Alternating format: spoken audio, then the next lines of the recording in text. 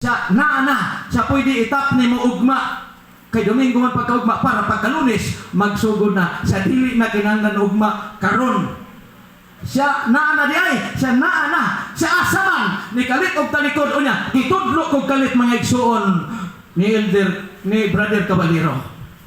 Di natagbaw kog panapo. Ano man? Akong gibalibaran kay naman pagkaugma mularga na may tibuli musugod na kog duty 7,400 ang bulan. When maglima na ito ikson, 2,500. Asa man ka? Nihabot ang punto na nakos kalibog atong panahon na. Nababil ang akong huna-huna. Plastado na 7,000 por. Unya, di automatic kog tudlo nga daw di ko magkabalibad. Abi niya may sa pagpamalibad na ko, muramig salida nga nagkonversasyon makaigsunan tuan na sa muatanan nananaw. Kami nag-istoryanay, si Brad Idjo makaigsunan, naminaw sa akong rason, ni tulo ang luha. Siya Brad, dawato na kong imong pamalibad. Sultihan talang ka, na kung ako mo'y naa, anang hiyas na nani mo, dili na ko balibaran ang Ginoo. Sultihan ta ka, ugma, mularga ka, 7,000 por ang imong sweldo, dakog kantidad, gamay panalangin. Pero dili kastuhat, gamay ang kantidad, dakog panalangin. Kay nga naman, mga hamiling kalag ang imong tigumon. O hinumdum ini, akong ipahinumdum nimo, pagbalik sa Ginoo, di magamit ang imong hiyas, paninglon ka sa Ginoo. Igsuon, perti na kong hila. Naglibog man ko sinugdanan, nakasabot ko sa ulay. Ang plano sa Dios, lahi. Munang sa akong kalibog, gipili na ko mga igsuon, nga muadto sa gamay nga kantidad, nga dakong panalangin, kaysa dakong kantidad, nga gamay og panalangin. Amen ba mga igsunan? Sa atong pagpilit sa kinabuhi, kung doon naman tayo kalibog, ato yung ihangyo sa Ginoo. Nga unta, giyahan din ta aron makahimo tang desisyon na insakto sa kinabuhi.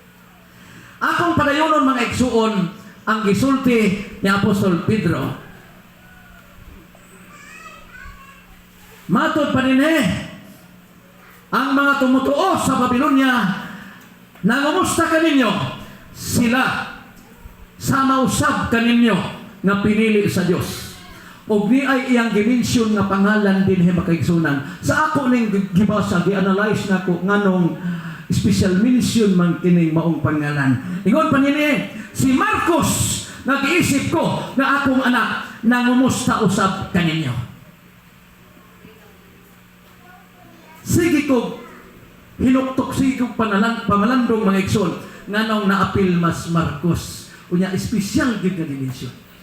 Igsoon, akong nakita na si Pedro nisuhop sa iyang panghuna-huna ang pag-ingon ni Kristo. Gihigugma mo ba ko? Yes, Lord, siya ati mana ang akong karniro. Gihigugma ba ko nimo? Gibalik na po. Yes, Lord, ati mana ang mga nating karniro. Gihigugma ba ko nimo? Tulok ka beses mga igsoon.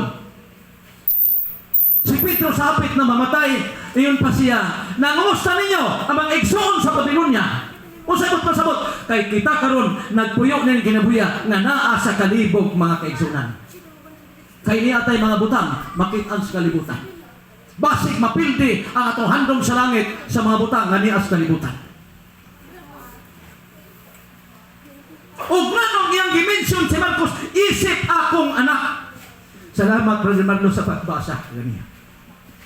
Akong nanalisar, nganong si Marcos, kay ikaw ug ako, nagsugod mga igsoon, nga midawat nini kinabuya sa pagkakristohanon, ambot og inyong panghinumduman sa dihang giminsahian mo. Kinsay nagsulti niyo, ang muto og magpabautismo, maluwas apan ang dili hukman sa silot. Hoy! Kinsa? Nahinumdum na ta. Kung nahinumdum ta sa diha nga atong gidawat si Kristo, si Marcos minisulti, 16 sa Marcos, ang muto og magpabautismo maluwas apan nang dili hukman sa sikot. Nagpasabot na si Marcos, kumusta ang iyong pagdawat? Nagpadayon ba mo? Wa baka mo malipat 8:36 si Marcos mingon, unsay kapuslanan sa usa ka tawo maangkon ang tibok kalibutan, mawala ang iyang kalag. Kumusta mga igsoon? Maluya ba ta tungod kay wa nato makuha nga tong handom? Ako dugay ra gyud unta nga sige pangandoy. Pero wa nako himo ang kung kaugaling maluya ko tungod sa akong gipangayo sa Ginoo nga wa mo abot. Ngayon mga bata pa, paghulat ra gud. Usahay mo ingon ako nga hangtod kano sa paghulat. Murag makapadiscourage usahay. Manaa kay pangayoon nga murag imog yung ilubong sa imong una gusto gyud nimo. Mahinungdan ang ubang mga tao tungod silang mga pangarap na nagdali sila. Tanawan niyo ang Senado ron mga igsoon kung nakikita mo sa social media. Perting gubuta.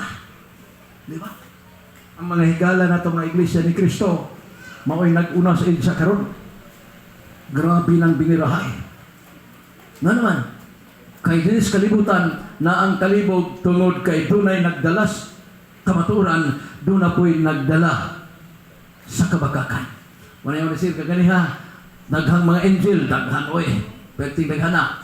Mga angel na bagakon, unang Juan 2:4, mga pito nang lingkod diha mga honorable, matod pa sa ubang mga komitong nakitaan, mga honorable nga mga kawatan.